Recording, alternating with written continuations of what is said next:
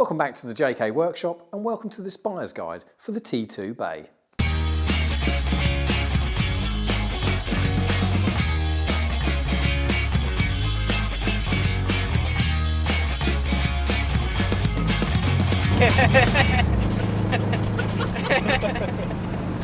The first thing we need to check before we do any other checks on the vehicle is make sure that the paperwork tallies up. So I want to make sure that that chassis number and engine number tie up with what we've got on the vehicle. The VIN plate can be found behind the driver's seat or in the engine bay. Early bays have the VIN plate on top of the dashboard down by the front air vent. Either way, make sure it tallies up with what's on the V5. As with every classic car, the bodywork is the biggest issue, and certainly with the T2 bays. We'd need to check the bodywork for rust, corrosion. The first place you need to look is around the roof gutter itself. Again, it's always good to get your fingers around the top and make sure we haven't got any crispy, crunchy, horrible corrosion bits around the other side. Obviously, this is a really good van, so it feels really nice. Also, around the window rubbers, have a good inspection around the window rubbers. We want to make sure we haven't got any corrosion creeping through around the bottom corners. Another place to check the wheel arches. You need to make sure we haven't got any corrosion coming through, and put your hands around the back. You don't want to be feeling any big lumps of filler. And this one's really nice. I can feel the two panels together.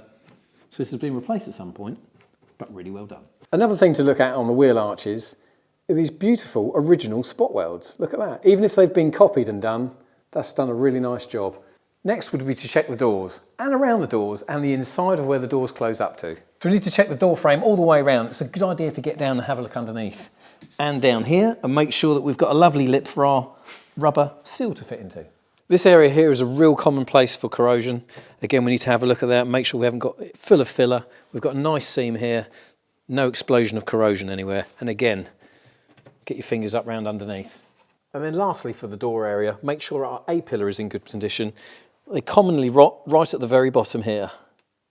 Make sure you do that for all the doors, and make sure the doors close nicely. If the T2 you're looking at has a pop top, make sure you get the owners to open it up and you can have a good look at the general condition. Once it's up, we're looking for tears and rips in the material. Also, we'll be looking at the bodywork and making sure we haven't got any corrosion hidden by the pop top. So once you've had a good look round the top side of the vehicle, it's time to get down and have a look underneath. I've put this up in the air on the ramp to make it easy for the video, but if you're looking at it as either someone's garage or their driveway, you're going to have to get down and have a good look. What we need to look at is the sill panel here. We want to make sure this is all good, not crispy and crunchy and full of corrosion or filler. And again, where this panel joins the sill, we want to make sure that it hasn't blown out with rust through here as well. And that goes for all of the panel join seams around the whole vehicle. Make sure you remember your torch. You want to shine it as far as you can underneath here. First thing we're going to look at is this outrigger. So this is the bit that comes from the outer of the bodywork all the way through to the inner part of the chassis. Very common for these to rot out. So like this, sounds really good. And no crispy, crusty bits on this one. And then from your outrigger, you can follow the chassis all the way down to the back of the car. And again, make sure this is free from crusty, rusty horribleness. And don't forget to check the rear outrigger as well. This one looks quite good. There's a tiny little bit of surface rust here, but nothing to worry about. And then lastly, while you're led on your side looking underneath the vehicle, we need to double check the floors. So again, if we get a torch underneath here and just check that these are in good condition, and again, not rusty, crusty and horrible. Then moving to the front of the vehicle, again, we need to get underneath and just double check the chassis is good all the way down to the front. Also inside the front panel is a real common area for them to rot, where this chassis meets. As you can see, this one's all been done, it's all been good. And while we're under here, have a good look around the driver's floor. And then finally at the rear of the vehicle, just check the rear corners. So underneath the bumper, where this comes down, it's prone for catching moisture and dirt, and they tend to rust out through here. But again, this one's pretty good. So what we're looking for are any big abnormal bulges down the side and any outbreaks of corrosion or filler and bad accident repairs. And then the last bit with the paintwork really is just make sure that the colour matches all the way round. Onto the bumpers and trim. We need to make sure that the bumpers and all the chromework trim is in good condition. These can be quite costly to replace. So I'd start at the front with the bumpers, and what we're looking for are scratches and defects, but mainly corrosion coming up from the underside. And again, work your way along the body, any of these chrome style trims all the way along. So next is the engine bay. And once we've got our engine lid up, we can now take a look at the underside of the engine lid and make sure we haven't got any nasty corrosion happening along the bottom here. Once that's good, we can then look inside the engine bay and again, check for corrosion around here and where the battery is stored, which is over here. Next, we can get into the nitty-gritty of the engine. So the first thing I want to look at is Are there any oil leaks on the top? Can I see any oil splatters everywhere? Or is it pretty dry? Like this one is pretty dry. Next, I pull the dipstick out. I'm looking for the condition and the level of the oil. Pop it back in, all the way down, and then check it. Perfect, this one's really clean. Once I'm happy with the oil, now I'll check for the end float in the engine. And what I want to do is grab this pulley, stop my torch falling over, and give it a good old pull. And there's a nice small amount of movement. We want a small amount of movement, but not massive slop in and out. That feels good. And if they have done any upgrades to the vehicle, make sure that they're in good condition and have been done properly. Next, we need to get under with our torch, and we're checking for oil leaks on the underside. So the place we don't really want to see oil leaks is between the gearbox and the engine, because that could mean it's a rear main oil seal failure, and that would be an engine out to replace. So we need to check here, make sure that's not too wet. And the same goes for the front. We don't really want to see oil leaking down from the front pulley area, because that would mean there's a problem either with excessive crankcase pressure or wear on the crank pulley itself. If there's an oil leak in the centre of the engine, it's generally not as bad as either end. They're quite a common area for them to leak is this complete sump plate that comes down during an oil change. Again, we can have a look here at our rocker covers and see if they're leaking oil. See, there's a slight leak on here, but actually it's quite an easy fix. It's just a case of removing that and putting a new gasket on. If we can get our head under and look at the push rod tubes, we need to check this area here and make sure they're not leaking. If they are leaking, it can mean major work to repair. Whilst we're under here, we want to check our transmission and make sure we haven't got any oil leaks there either. So we need to check where our drive shafts meet our transmission here, and we're looking for oil leaks between the two. And the last thing to check while we're under the back here is to check for fluid leaks on the back of the brake drums. So we're looking in this area for brake fluid leaking through the backing plate.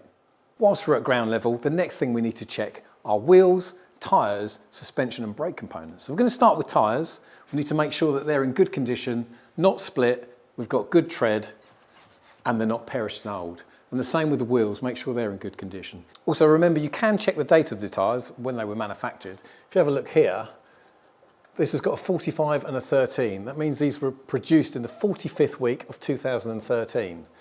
So that makes them over 10 years old. I'll be wanting to change the tyres. A good bargaining chip when it comes to buying the vehicle. With the wheel turn, that gives us the opportunity to have a quick look at the brake components on the front. The first thing I'd want to be looking at is the flexible brake hose.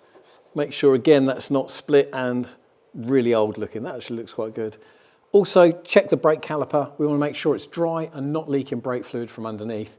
And if you can get your head around enough, have a wee peek and see how much brake pad material we've got left. After we've looked at the braking components, the next thing to check are the suspension components. All we can do really is check our rubbers are in good condition and not split and leaking on our track rod end, our upper control arm and our lower control arm. And lastly, we can look at the damper and make sure it's dry and not leaking oil. And the rest of the suspension components can be listened for when we're on test drive.